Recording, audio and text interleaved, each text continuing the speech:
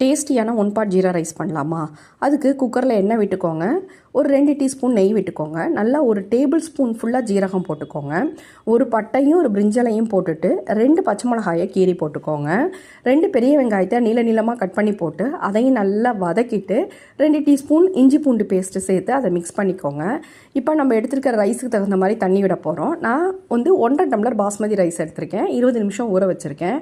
அதுக்கு 2.5 டம்ளர் தண்ணி சரியாக இருக்கும். தண்ணி விட்டுட்டு தேவையான அளவுக்கு உப்பு போட்டுட்டு அது கொதிச்சதுக்கப்புறம் நம்ம ரைஸ் சேர்த்து ஒரு விசில் விட்டால் போதுங்க. நல்லா பொல பொலன்னு வெந்துடும். இதுக்கு எந்த கிரேவியாக இருந்தாலும் நல்லாயிருக்கும். நான் இதுக்கு இன்றைக்கி ஆலு தம் தான் பண்ணேன். ரொம்ப டேஸ்டியாக இருந்தது. அது எப்படி பண்ணேங்கிற வீடியோவும் அப்லோட் பண்ணியிருக்கேன்.